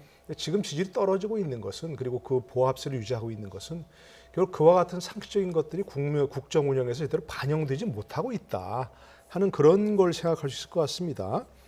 여러 가지 그 부동산 관련 대책이 발표됐는데도 불구하고 부동산 문제는 여전히 해결책이 좀 오리무중이고 또 추미애 윤석열 갈등이 1년 동안 국정의 블랙홀이 됐었는데 여전히 그 문제는 완전히 해소되지 않은 것 같다 하는 그런 의구심들이 전체적으로 대통령 국정의 어떤 운영의 하락세가 보합세를 유지하고 있는 뭐 그런 상황이 원인이 아닐까 싶습니다. 네. 지금 2월 그 3주차 집계에는 포함이 안 됐을 텐데 앞서 속보로 나온 내용을 좀 여쭤봐야 될 것 같아요. 이 신현수 수석이 사실상 사의를 철회했는데 어떤 원인이 있다고 보십니까? 글쎄 이제 뭐 오늘 아침까지도 그 관측통들의 얘기를 들어보니까 복귀하지 않을 거다 이런 의견들이 훨씬 많았었는데 조금 예상과는 달라졌죠. 그런데 이제 그 원인 중에 하나는 아무래도 이제 주말을 기점으로 해서 계속 뭐 대화가 오가고 있었다 하는 얘기를 하고 있지 않습니까? 그렇기 때문에 그런 대화의 결과물일 것이 생각이 되고 그 과정에서는 문 대통령의 의지도 반영이 됐을 거라 생각이 됩니다. 뭐 직접 얘기를 하셨든 아니면 메신저를 통해 전원이 되었든 신수석을 신임하고 있다 이런 대통령의 뜻이 전달됐을 거로 보여지고요. 그 대통령의 신임이라고 하는 것은 검찰 인사라든지 아니면 국정 운영에서 신현수 수석의 어떤 의견들을 충분히 반영할 수 있다는 그런 것들이 좀 포함되어 있지 않았겠습니까? 그렇기 때문에 오늘 이제 오후에 발표될 검찰 인사도 봐야 되겠습니다만 그것이 소폭이고 어떤 신현수 수석이라든지 윤석열 총장의 기대를 크게 막 뒤흔드는 배신하는 그런 인사가 아닌 이상은 신수석도 이제 국정 운영 과정에서 의견을 여러 반영할 수 있는 그런 통로가 있을 수 있겠다 하는 그런 기대감 때문에 복귀하게 된 것이 아닌가 싶습니다. 오늘 이 소식이 다음 주 지지율에는 어느 정도 영향을 미칠까요? 일단 그 많은 보수 언론에서 만약에 이제 신수석이 이제 사임하는 것으로 결론이 난다라고 하면 같이 등장했던 단어들이 레임덕이라는 단어였습니다. 근데 청와대 입장에서는 다행스럽게 아무튼 봉합되는 분위기로 가고 있고 지난 12월 달에 대통령 지지율이 계속 30% 중후반을 기록했던 좋지 않았던 때가 바로 추윤 갈등 때문이었는데 검찰과의 갈등이 심해지면 심해질수록 대통령 지지율은 좀 좋지 않았습니다. 근데 다행스럽게도 일단 갈등이 봉합되는 분위기로 가고 있기 때문에 이번 주 오늘까지의 지지율은 좀 안 좋았을 가능성이 있는데요. 근데 주 중반으로 갈수록 뭐 이런 분위기 또 아까 말씀드린 코로나 확진자 수도 지금 좀 줄어드는 상황이기 때문에 하락폭은 좀 줄어들지 않을까 예상이 되고 있습니다. 네. 근데 교수님께서 조금 전에 앞서 말씀하셨는데 오늘 법무부 검찰 중간 간부 인사가 있습니다. 이것도 좀 봐야 되지 않겠습니까? 네, 그러니까 법무부 이제 특히 지금 흘러나온 얘기를 들어보면 법무부에서 이번 인사는 이제 최소화할 것이라는 생각이 얘기했다는 얘기고요. 몇 가지 이제 주목되는 인사가 있지 않습니까? 네, 그런 인사들도 뭐 그렇게 윤석열 총장의 어떤 그 건의라든지 뭐 그 기대에 크게 어긋난 것은 아닐 것이라는 예상이 들 수 있습니다. 오늘 그 조남관 대검 차장이 기자들과 얘기하면서 그랬지 않습니까? 현재 수사 중인 수사팀들의 이동을 최소화하기를 건의했다는. 네. 교수님 잠시만요. 그 말씀하셨던 현재 그 주요 관심 가는 인사 관련해서 그래픽이 있는데 그걸 좀 보면서 한번 말씀을 해주시겠습니까? 검찰 중간 간부 인사 주요 수사팀 관련해서요. 네. 네, 교수님. 네, 그러니까 이제 조남관 차장이 그렇게 공개적으로 얘기할 정도 되면 그런 것들을 아마 이제 그 법무부 장관이라든지 또 이런 분들에게 충분히 얘기를 했을 거라 생각이 됩니다. 그런 것들을 많이 받아들이지 않은 것은 아닌 걸로 보여지고요. 월성 원전 사건 수사하는 그 대전지검 형사부장 네, 이상현 관련된 부장. 그래픽이 나가고 있습니다. 네네. 네. 그런 또 수원지검 형사 3부장이 또 뭐 서울중앙지검 형사 1부장 지금 그 한동훈 검사장 사건 놓고 이성윤 지검장과 충돌을 했다는 얘기 아니겠습니까? 네. 그런 사람들 중에서 뭐 전혀 이동이 없다고 볼 수는 없겠지만 아마도 이제 그 변필건 그 부장 같은 경우는 이성윤 지검장이 이동을 강하게 요구했을 수도 있겠고요. 그런다면 그걸 반영하고 나머지 수사팀은 유임하는 뭐 그런 식으로 뭔가 절충안을 충분히 좀 마련했을 거로 생각이 됩니다. 일부 좀 오늘 보도 나오는 거 보면 그 신현수 수석도 휴가 중에도 이 검찰 인사 문제를 협의했다 이런 얘기 나오고 있으니까 그것도 이제 그 자신의 의견을 반영이 되었다면 복귀 명목이 되었을 걸로 그렇게 생각이 됩니다. 네, 지금 이 그래픽을 좀 다시 한번 크게 띄워주십시오. 그 대표님 만약에 네. 그 검찰 인사에서 이렇게 주요 수사팀이 교체가 됐을 경우에 지지율에는 어떤 영향을 미치겠습니까?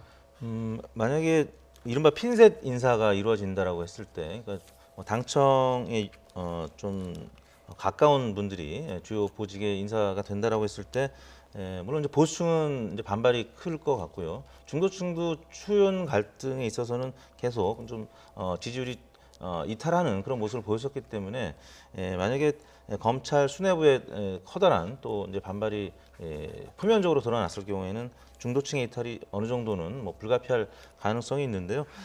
일단 조국 전 장관이라든지 추미애 전 장관 사태 때는 또 자녀의 특혜 문제와 관련된 부분이 특히 이제 중도층이라든지 20, 30대 영향을 많이 미쳤는데 인사 자체는 영향을 미치겠지만 파급력이 클 것 같지는 않습니다. 네. 그 관련돼서 또 개인의 비리라든지 특혜 의혹들이 있다라고 하면은 지지율에 영향을 미칠 수가 있는데 인사 자체는 최근 들어서 나타난 지지율 추이를 봤을 때는 영향이 있어도 크진 않을 것 같다라고 예상이 됩니다. 지금 그래픽이 나가고 있는데 나온 김에 말씀을 좀 드리겠습니다. 재보선이 얼마 남지 않은 상황에서 지금 서울과 부산 지역 어떤 지금 지지율을 보이고 있을지 조사한 결과가 나오고 있는데 대통령 지지도 어떻게 나오는지 설명을 좀 해주실까요? 네, 대통령 지도가 이번 주 뭐 아까 전국적으로 소폭 하락했는데 서울과 부산, 울산, 경남 또 역시 같이 하락했습니다. 네. 그리고 부정평가는 뭐 계속 50%대를 넘는 수준으로 나타나고 있는데요.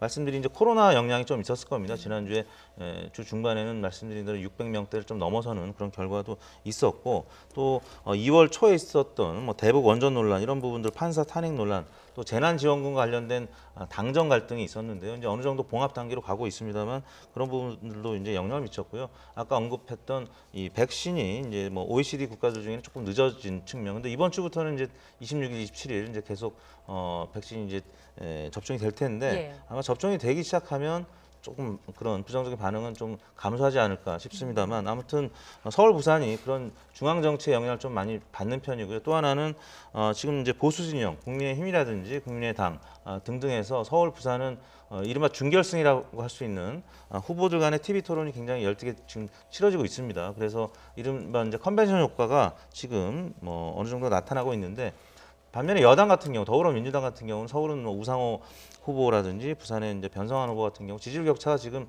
1위 후보들하고 좀 격차가 있습니다. 네. 그래서 좀 흥행면에서 좀 떨어지는 측면 이런 여러 가지 복합적인 측면들 때문에 서울, 부산에서 이번 주는 여당이 조금 약세를 기록했던 게 아닌가 싶습니다. 네, 앞서 대통령 지지도 지역별 상황 보셨는데 정당 지지도도 지역별 그 정리된 게 있는데 보여주시겠습니까? 네, 교수님 일단 정당 지지도 관련된 그래픽이 조금 있으면 나올 텐데 서울 같은 경우에는 국민의힘과 민주당이 어떻게 보면 혼전 양상을 벌이고 있는 것 같고요. 부울경, 이른바 부산, 울산, 경남 같은 경우에는 상대적으로 국민의힘이 좀 우세인 지역인 것 같거든요. 이 여론조사 결과만 현재까지 놓고 봤을 때는요. 앞으로 재보선 민심 향배 어떻게 전망하십니까? 뭐 지지율이란 것은 아까 뭐 이 대표께서도 말씀하셨지만 사실 주간 단위로 변할 수도 있고 월간 단위 변할 수도 있고 굉장히 엎치락뒤치락 등락이 심할 겁니다. 당분간은. 그리고 이제 또 특히 재보선 관련해서는 이슈가 뭐가 나오느냐에 따라서 달라질 수 있고 또 후보가 어떤 사람으로 되느냐에 따라 달라질 수 있고 굉장히 많은 또 지지율 차이가 있을 수 있고요. 또 한 가지는 대통령 지지율과도 연동된 그런 부분도 있을 수 있거든요. 그러니까 많은 변화가 있을 거로 생각이 됩니다. 현재로서 봤을 때는 말씀대로 현재 그 정당 지지율이나 이런 것들이 연동되는 게 결국 어떤 그 후보들의 노출도, 주목도 또 이런 것들과 연동되는 그런 것들일 수 있기 때문에 현재 지지율만 가지고서 이제 앞으로 어떤 재보선 결과를 예측하기는 어렵고 현재 상황은 저렇구나 그리고 추세는 저렇구나 하는 것 정도로 주목하면 될 것 같습니다. 네. 현재 상황은 이렇다. 추세가 어떻게 변할지는 모른다. 좀 더 지켜봐야 된다는 말씀이셨던 것 같은데 지금 국회에서 또 논란이 되고 있는 게 이른바 MB정부 국정원의 사찰 의혹이지 않습니까? 이게 또 관심이 쏠리고 있는 게 부산시장 재보선과 관련돼서 영향을 주지 않을까라는 것 때문에 그런 거거든요. 교수님께서는 어떻게 보십니까? 아무래도 이제 뭐 여야 통틀어서 1위 지지율 보이고 있는 분이 이제 박형준 후보 아닙니까? 근데 박형준 후보는 MB 정부에서 이제 정무수석을 지냈죠. 뭐 그 이전에 이제 홍보비서관을 지냈고요. 그렇기 때문에 이제 이런 그 국정원 사찰 문건이 결국 당시 뭐 4대강 사업을 반대하거나 이런 사람들에 대한 그 국회의원들에 대한 사찰 정보를 모아놓은 것 아니겠느냐 이런 것 때문에 당시 홍보비서관이었고 정무수석을 했던 박형준 후보가 몰랐을 리 없다. 이런 것 때문에 지금 부산 선거와 연관된 게 아니냐 이런 얘기가 나올 수밖에 없는 거죠. 정확하게 문건이 나와 봐야 알겠습니다만은 문건이 공개될지도 아직은 미지수죠. 정보위에서 이제 3분의 2 결의로 찬성을 해서 찬성 결의가 있을 때 공개하겠다고 했으니까 3분의 2 결의가 될 가능성도 많지는 않은 것 같고요. 결국 계속해서 내연될 수밖에 없는데 지난번 박지원 국정원장이 그런 얘기를 했다는 거죠. 당시 정무수석이 연관된 여부는 확인하지 못했다고 얘기했습니다. 계속해서 지금 이제 문건이 공개되지 않고 논란만 벌어질 때는 선거가 끝날 때까지도 박형준 후보의 어떤 관련성 의혹은 계속 나오지만 확인되지 않은 사항으로서 뭐 어느 정도 지지율에 영향을 미칠 수는 있을 것 같습니다. 그러나 결정적으로 그에 대해 당락을 결정할 정도로 뭐 그 정도 파급력은 현재로서는 없어 보입니다. 네. 일단 부산시장 보궐선거 역시 조금 더 지켜봐야 된다는 말씀이신 것 같습니다. 지금까지 이택수 리얼미터 대표, 노동일 경희대 법학전문대학원 교수와 함께 관련된 이야기 나눴습니다. 오늘 말씀 고맙습니다.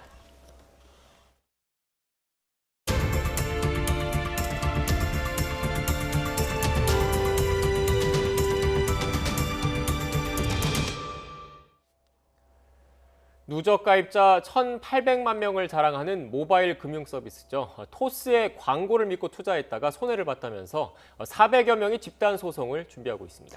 부동산 소액 투자자를 모집한 뒤 상품 정보를 뒤늦게 바꾸거나 호언장담했던 수익금은커녕 원금조차 돌려주지 않는다는 겁니다. 토스 측은 광고만 실어줬을 뿐 모든 책임은 투자업체에 있다며 발뺌하고 있습니다. 박기환 기자의 단독 보도입니다.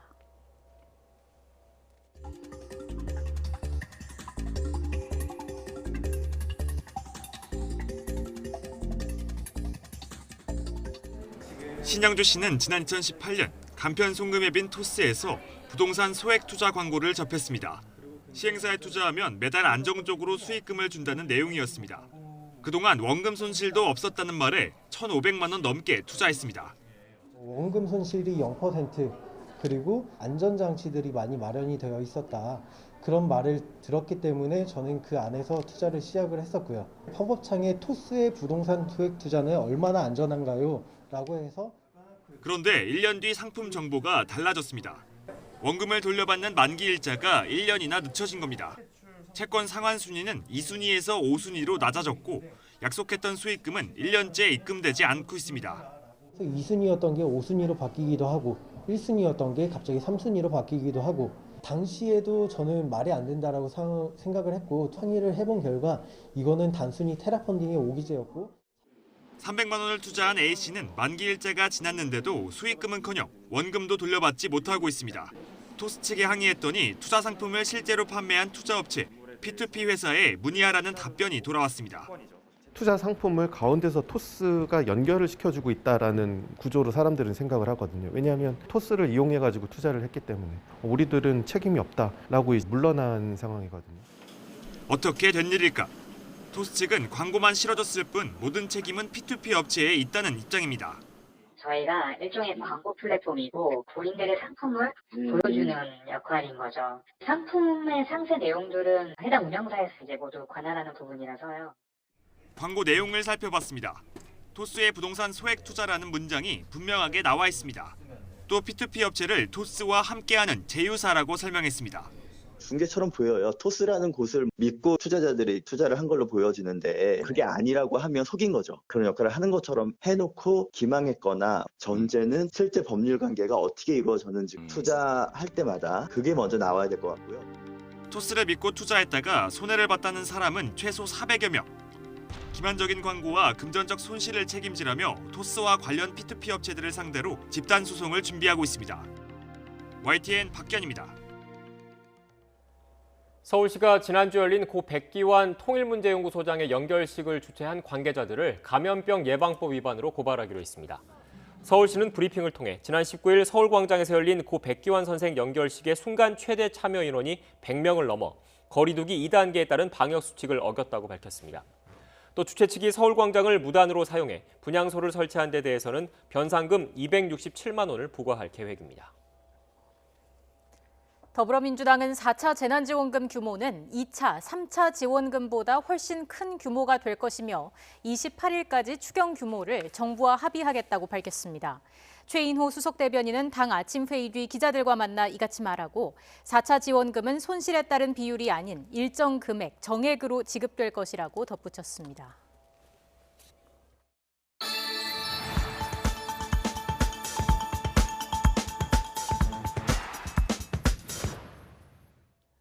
네, 지금 변성환 예비 후보와는 지금 연결 도중에 지금 부산과의 지금 그 진행이 좀 원활하지 못했는데 시청자 여러분께 다시 한번 양해의 말씀 부탁을 드리고요. 지금 현재 그 연결을 다시 시도하고 있으니까 연결이 되는 대로 다시 변성환 예비 후보의 말을 들어보겠습니다. 먼저 다음 소식부터 전해드리겠습니다. 지난주 겨울 폭풍으로 극심한 고통을 겪었던 곳이죠. 미국 텍사스주는 날씨가 풀리면서 전기 공급이 재개되고 복구 작업이 진행되고 있습니다. 네, 하지만 절반 가까운 주민들이 여전히 물 부족에 시달리고 있고 일부 주민은 1,000만 원이 넘는 전기요금 폭탄을 맞는 일이 벌어졌습니다. 이동헌 기자의 보도입니다. 미국 텍사스주에서 차량 행렬이 긴 꼬리를 물고 있습니다. 생수 배급을 받기 위해 기다리는 차량들입니다. But it only came on as a trickle. So we weren't able to get any water or anything like that.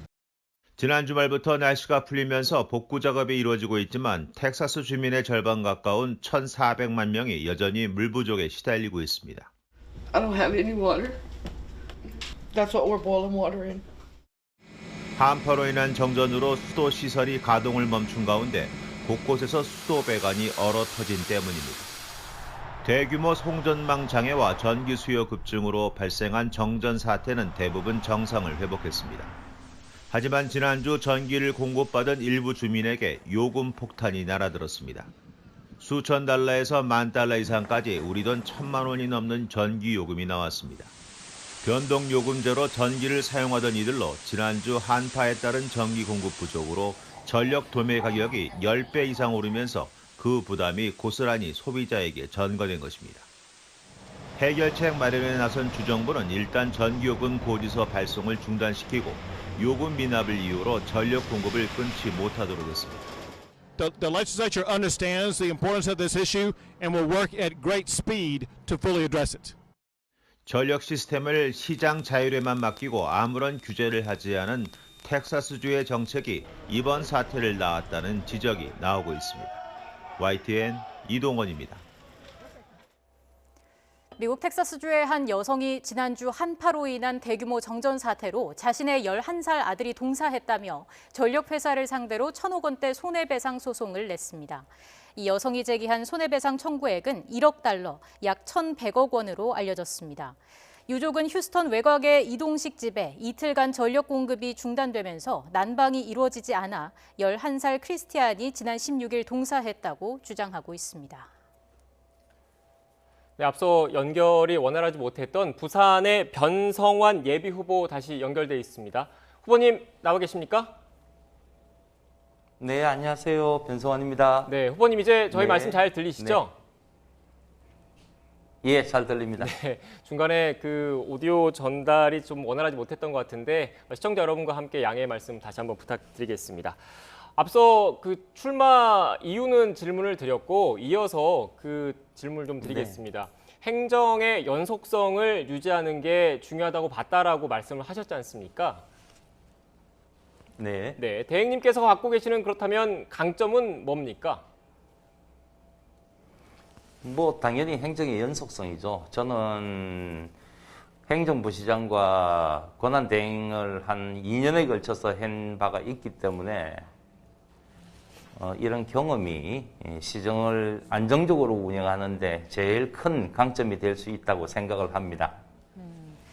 그런데 반대로 말하면 또 직전까지 행정부시장으로서 시정에 몸을 담았다는 건 곧 오거돈 전 시장 성추행 사건 당시의 책임자 가운데 한 분이었다는 뜻이기도 하거든요. 예비 후보들 가운데 이번 선거에 가장 큰 책임을 안고 있다. 이런 지적에 대해서는 어떤 말씀 해주시겠습니까?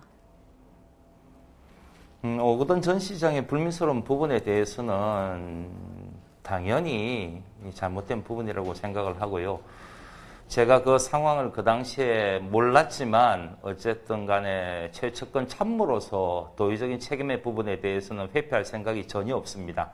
그런 부분에 대해서는 지금도 시민들께 죄송스럽다는 말씀을 드리고요. 예.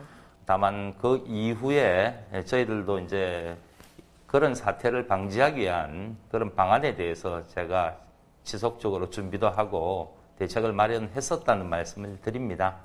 네, 지속적으로 대책을 마련했다라는 말씀을 해주셨는데 실제로 그 부산시장 권한 대행으로서 관련된 발언을 하신 적이 있습니다. 준비된 녹취가 있는데요. 먼저 듣고 오겠습니다. 성희롱, 성폭력 등 성비위 사건에 대해서는 무과정의 원칙하에 일벌백계하겠습니다. 성희롱, 성폭력 예방과 사전 대응을 위한 전담팀도 신설을 하겠습니다. 네, 무관용 원칙 일벌백계하겠다가 핵심인 것 같은데 구체적으로 좀 설명을 해주시겠습니까? 뭐 당시 그런 사태 이후에 관련 조직도 저희들이 최대한 정비를 했고요. 그리고 성희롱, 성폭력 관련되는 조례도 저희들이 제정을 했습니다. 그리고 전체 공직사회 전반에 대한 관련 성인지도와 관련된 전수조사, 교육 뭐 이런 걸 중점적으로 했는데 가장 핵심적인 내용 중에 하나는 조례 제정 중에 최고 책임자, 그러니까 시장이 그랬을 경우에 과연 밑에 조직 내에서 그거를 조사하고 할 수 있느냐 그런 문제가 있었기 때문에 저희 시에서 아마 전국 최초일 겁니다. 예. 그 조례 내용 안에 시장이 그런 경우가 있었을 경우에는 시장의 보고 없이 독자적으로 감사위원회가 조사를 하고 할 수 있는 그리고 수사 의뢰를 독자적으로 할 수 있는 그런 조항들을 만들었다는 말씀을 드립니다. 알겠습니다. 자, 이어서 본격적으로 좀 정책 이야기를 나누어 보겠습니다. 이번 부산시장 선거에서 빼놓을 수 없는 게 바로 가덕도 신공항이지 않습니까? 일단 보면은 후보님은 네, 1호 그렇습니다. 공약은 아닙니다만 그래도 역시나 핵심 공약으로 밀고 계신 거죠? 네, 그렇습니다. 뭐 부산 시민들이 염원하는 제1의 내용이기 때문에 근데 제가 이제 공약을 발표를 안 한 부분은 제가 나올 당시에는 다 정리가 된 상황이었죠. 예. 김해신공항 확장에 대한 불가 판정은 제가 이끌어낸 거고 그리고 법안이 나갔고 그 법안에 대해서 정부 여당에서 당론으로 확정을 지은 내용이기 때문에 그걸 새롭게 공약화한다기보다는 그걸 뒷받침하는 노력들을 하는 것으로 충분하다고 생각을 했었습니다. 네. 후보님 그런데 이렇게 수조 원이 들어가는 대형 국책 사업을 특별법을 선거를 앞두고 특별법을 통해서 추진하는 게 과연 옳은 것인지 그리고 경제성 예타라고 그러죠. 예비 타당성 평가와 같은 경제성 평가가 제대로 이루어지지 않는 게 적절한 것인지에 대한 지적도 있는 게 사실이거든요. 여기에 대해서는 어떻게 생각하십니까? 그 비용 문제와 관련돼서는 그렇습니다. 가덕 신공항, 김해 신공항이죠. 김해 신공항 확장이 처음에 2016년도에 출발을 할 때는 한 4조가 되는 돈이 들어간다고 했어요. 그런데 나중에는 결과적으로 8조에 되는 육박하는 돈이 들어가게 됐습니다. 그런데 저희들도 연구 용역하고 다 했지만 지금 가덕 신공항은 그 정도 비용이면 충분히 건설을 할 수 있는 그게 타당성이 나왔던 부분이고 있고요. 그런 상황에 대해서 우리가 시에서 다 준비한 내용들이 있기 때문에 거기에 대해서 비용 문제는 충분히 시민들에게 설명할 수 있는 내용이 된다고 봅니다. 네, 후보님께서 말씀하신 시에서 파악한 비용은 그 정도면 됐다라고 말씀하셨는데 그 정도가 얼마나 되는 겁니까?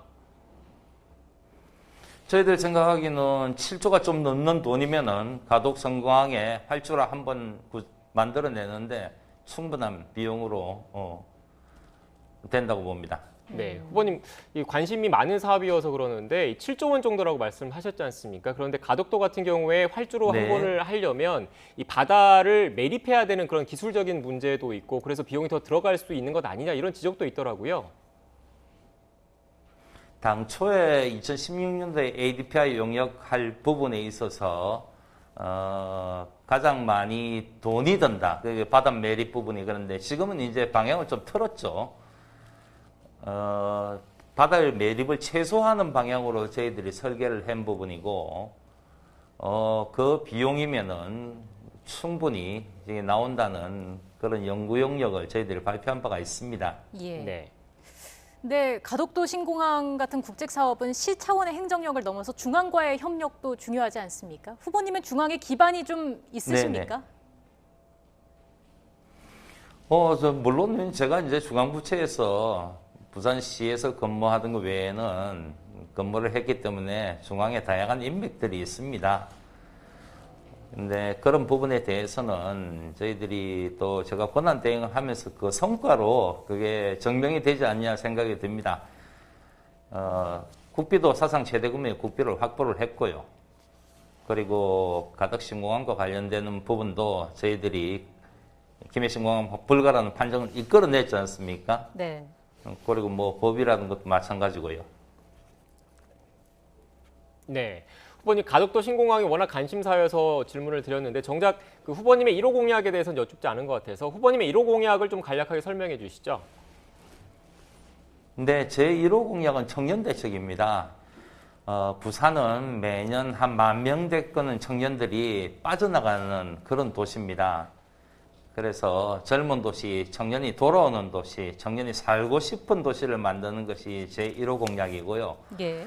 그거를 위해서 대학의 융합 인재를 키울 수 있는 그런 대책들, 그리고 청년 주거 대책들, 그리고 청년 공공기관의 청년 채용할당제, 이런 내용도 있지만 제일 중요한 것은 청년의 기초자산을 만들어주는 청년 기초자산 제도를 전국 최초로 지자체 차원에서는 제안을 한 바가 있습니다. 그 내용은 일단 0세 될 때 출발점에 있으니까서 1,000만 원의 기초자산을 제공을 하고 20세가 되면은 또 1,000만 원을 제공하는 그런 내용인데요. 그거를 받자마자 다 쓸 수 있는 건 아니고 적금 개념입니다. 그래서 이제 청년이 보통 이제 태어날 때 부모 찬스라고 그러죠. 부모 찬스를 사회에서 찬스로 만들어주는 그런 개념의 공약을 발표한 바가 있습니다. 네. 자, 공약에 대해서 좀 들어봤고요. 지금 날짜상으로 보니까 민주당 부산시장 경선이 보름 남짓밖에 남지 않았습니다. 저희가 단도직입적으로 하나 여쭙겠습니다. 김영춘 예비후보 경선에서 뒤집을 자신 있으신지요? 그런 자신감이 없었으면 출마를 안 했겠죠. 예. 물론 인지도 측면에서는 제가 여론조사상으로는 많이 떨어진다고 나옵니다. 후보 중에서는 제일 출발도 늦었고요. 그런 부분이 있지만 제가 충분히 시민들에게 다가가고 하는 노력들을 보이면은 그거는 실질적으로 경선을 앞두고는 따라갈 수 있다고 봅니다. 네, 알겠습니다. 후보님, 앞으로 바쁜 일정을 소화하실 것 같은데 다시 한번 힘내시기라는 말씀을 좀 드리고요. 앞서 진행이 좀 원활하지 못했던 부분도 양해의 말씀 드리겠습니다. 지금까지 부산의 변성환 예비후보와 함께 관련된 이야기 나눴습니다. 후보님, 오늘 말씀 고맙습니다. 네, 감사합니다. 네, 고맙습니다. 메마른 날씨에 강풍까지 가세하면서 산불이 동시다발적으로 발생했습니다. 오늘 오후 경북 안동을 끝으로 전국의 산불은 모두 진화가 됐는데요. 하지만 여전히 안동의 습도가 23%에 불과할 만큼 대기가 무척이나 건조합니다. 특보 상황을 볼까요? 지금 실효 습도가 35% 이하인 동해안과 충북 영남에는 건조주의보가 발효 중이고요. 산불 위기경보는 오후 2시 반을기에 하향되긴 했습니다만 여전히 전국에 주의 수준이 발령 중입니다. 여기에 밤사이 다시 초속 10m 안팎의 강한 바람이 예상됩니다. 산불이 또다시 발생할 위험성이 있으니까요. 불씨관리 철저히 해주셔야겠습니다. 한편 오늘 수도권을 중심으로 나타나는 미세먼지는 퇴근길 찬바람이 불면서 해소가 되겠습니다. 그리고 내일 영하권 추위가 찾아오겠는데요. 한파특보가 내려진 가운데 대관령 영하 11도, 서울과 대전 영하 5도 선까지 떨어질 전망입니다. 지금까지 날씨 정보였습니다. 더 뉴스 마치겠습니다. 저희는 내일 다시 뵙겠습니다. 고맙습니다.